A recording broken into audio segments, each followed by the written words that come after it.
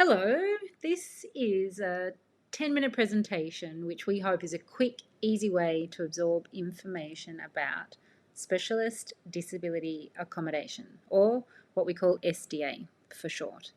This is especially useful for people who work in hospital, supporting people accessing the NDIS and in particular SDA.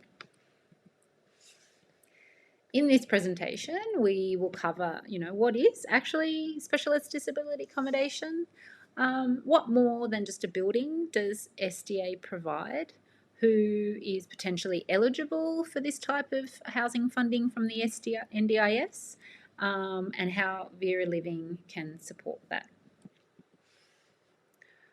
Who am I? My name is Karen Deegan and I work with Vera Living, which is a specialist disability accommodation provider. And my role, I'm solely focused on creating relationships with the people in organisations that interface with the NDIS and in particular SDA. Vera Living knows how useful this role can be because systems are complicated and the NDIS system can be really tricky to navigate. And interfacing this system with, say, the health system can be challenging even for the most knowledgeable. Here is an image of how a house can be made accessible. This isn't actually a Vera Living home, but an example of what we know as accessibility. Modifications to homes can be anything from adding ramps where there are steps, railings which are there for people to lean on, and say levelling the shower to get access. But SDA, or the standards that are needed to get a home registered to be called SDA, is of a much higher standard than houses that have to be built now, or even higher than the accessibility standards needed for public buildings. Vera Living actually works very closely with our in-house architects and access consultants and other professionals to ensure that we reach these high levels of accessibility, but also in a way that is not obvious, like in this image, which is a Vera Living SDA home. Just in this one part of a house design, which is really just about the journey from either the car to the front door or from the footpath to your front door, there are over 20 points of SDA design compliance.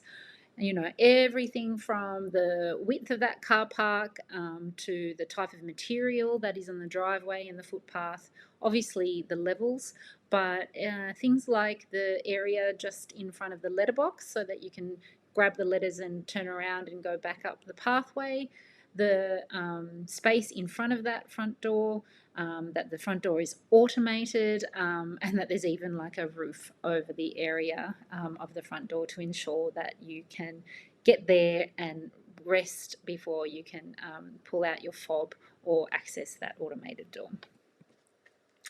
Here is just a snippet of what those accessibility standards look like, and as you can see, they're very technical and very detailed. The accessible design for SDA continues obviously inside the home, and here in this image, which is a render of one of our villas, you can see that in this living and kitchen space, which is designed to be accessible for people with high support needs, but we are also trying to achieve that in a way that is homely. Here is a close-up of that kitchen in that house, and even though it has all the parts that you need to cook at home, which means you have stove, oven and microwave, we actually integrate other features, which is like an adjustable kitchen bench so that it's right at the height that isn't comfortable for you or a person in a wheelchair. And other smart ideas which are really simple, which is ensuring that the door to the ovens and microwaves open out and in a way that when you're pulling that tray out of the oven, that you can put it straight onto the bench. We ensure that the dishwasher is high up as well, so that when you're packing and unpacking, it's the most comfortable height possible for someone accessing that in a wheelchair.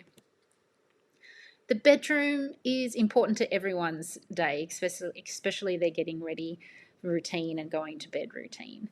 SDA homes, and especially Vera Living homes, ensures that all that access to the things that you need, your personal belongings, are in a way set out so it's as independent as possible. So the railings on that top level of that wardrobe actually come down, so you can reach both the top and bottom parts of your wardrobe.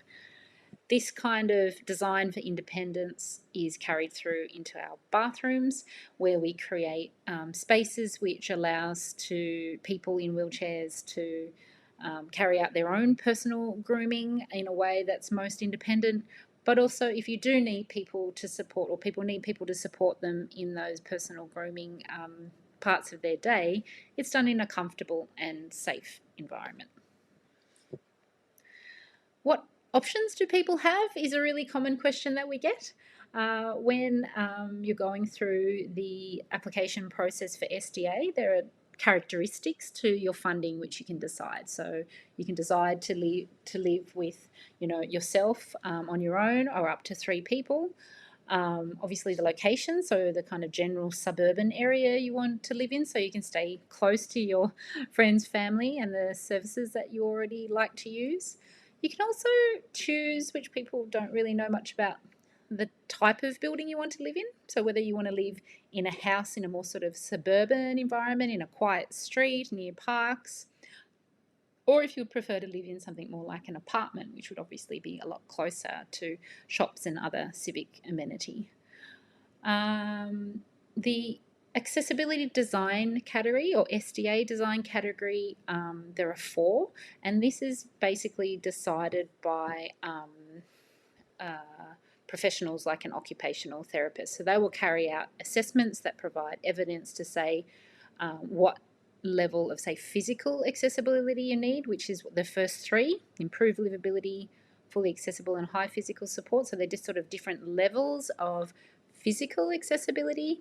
And then the 4th category there, robust, is a kind of different type of design category, which is for people who need support with their sensory and behavioural support needs, and it's a home that is created so that surfaces in the walls and floors are just a little bit tougher and can resist damage. All of this is supported by a selection of assistive technology inclusions.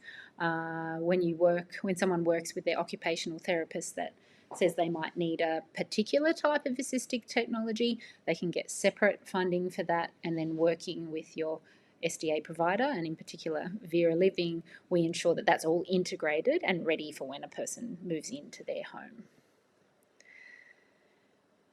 We really wanted to make sure that that you working in hospital know that SDA is more than just a building. It's not just bricks and mortar, that there's other parts to this that really enables people to live their fullest lives. And Vera Living really makes sure that is compliant with all the NDIS standards, but it also goes above and beyond in terms of the way we offer a secure tenure, professionally maintained, and that we are an accommodation provider only and not a service provider. I'll break these down a little bit.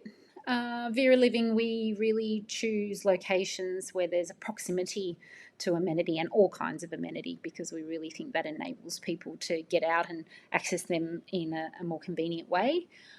All our homes, regardless of being houses or apartments, are close to all the things we normally need, shops and public transport obviously, but also bars and recreational facilities, grocery, sport facilities and civic facilities. A question we get asked a lot from people supporting their patients getting into SDA is, how much does this cost? And what we really love to explain is these homes are rented at approximately $200 a week, and that actually is a price that's set by the NDIA, and therefore it's not at the whim of the fluctuations of the private rental market. Vera Living goes beyond this, and we don't ask for bond, and we don't actually have a financial penalty for breaking the lease. What's specific to Vera Living, and it's not a minimum of the NDIS, is that we offer long-term leases. So we offer up to a 20-year lease, which we believe communicates and is legally supported that that person can live in that house for quite a long time, and hopefully that means that they can feel at home and can rest easy that they're not going to be kicked out. Even though they're protected and they can stay in the home long term, it doesn't mean that they're locked in. So if they ever want to, or their circumstances change, they can leave just by giving us a little bit of notice, and there's no penalty for breaking that lease contract. One of the things that we also like to communicate, which we think is different to a lot of the other affordable housing models, is that these are professionally maintained. Vera Living has a dedicated team that ensures that there is a regular maintenance, including everything from mowing the lawns and trimming the hedges, but also testing things like the garage doors, so you always can be sure that the homes are at their optimum. But also we understand that there are repairs that may be needed from time to time. And if you have an emergency repair or a person might need an urgent repair, we have contracted minimums to make sure that they're done in a really short amount of time. And we believe that means that people live in their homes at their optimum. The other part that we're very serious about at Vera Living is that we are only an SDA provider. We only provide all the aspects that relate to accommodation, and that means that we're not a service provider. This separation of accommodation provider from support provider ensures that a person living there doesn't have to think about when they want to change their support provider what that means to the accommodation provider. And this separation of provision of supports is a safeguard for the people living there, and it's also basically considered best practice. All of those aspects is underpinned by our Tenant Services team, which is the human element, which means that whenever anyone contacts us or starts in the inquiry, that they stay with one person. We found that this is really important in the NDIS field because we've heard that people have to repeat their information, refill out forms, and create an actual relationship with someone at their accommodation provider. This is really important to us, and this is something that we always strive to uphold. All of our work at our organisation is underpinned by values, and we are really serious about them. We always talk about people being first, that we make our decisions to ensure that people are at the centre of their world. That as an SDA provider we've learnt a lot, but we will always continue to be learning and evolving the way we do things and what we create. We really try to keep it honest and real, and all of this really is about doing our best in what's in our power to build belonging for the people who live in their homes. One of the really important questions that I imagine is on the tip of your tongue is who's eligible for these SDA homes? SDA eligibility is many things and can be quite complicated, but from our experience, these are the main parts. It has to be a permanent disability, which I know it may seem obvious. Making sure that a person, when they're applying, has the housing goal in their NDIS plan, that they collect evidence from the relevant professionals which demonstrates that it will allow someone to participate socially and economically. Reasonable and necessary, which is a common one with the NDIS. And one that is a little bit more relevant to SDA is that it would be cost effective for that person, which means that by living in these highly accessible homes allows them to live more independently, which means they use less support services, which means that there's a saving to the NDIS. There are many ways to get to SDA approval. We've been working with SDA for many years now, and this is our distilled straightest line to getting SDA approval. There's a lot of information here, and it's almost the subject of a whole other mini video, but know that this information is available from Vera Living, and please reach out to us if you want to know more about these details. How can we, as an SDA provider, actually support people or yourselves working in hospitals to get SDA approval for someone in your care? We have more information and brochures on our website. We actually have an online eligibility tool, which is a set of simple questions that a person or a patient can use to answer and work out if they are likely to be eligible for SDA, but also a support worker can answer those questions to see if they can even offer that to a patient. We have lots of contacts with, support coordinators that can be relevant to this type of funding application.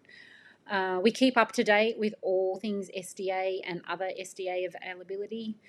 We are here if you have things that you know that your patients want, like certain locations or types of things that they need in their house that would ensure that they could get out of hospital and into an SDA home. And we're here for any kinds of queries to support people along the journey of the application process, or if they just have any general questions, big or small, about SDA. So that is our quick version of an overview of SDA. If you want to know anything more, if you want to know, to have queries about what you've just been told, please get on the phone, talk to a real person, or email me. Here is my phone number and email address. Our website, if you just want to see if the information is relevant for yourself or the people you're working with in hospital. But thank you again for listening, and we hope that this has helped yourself and anyone that you're looking after to get to their best home.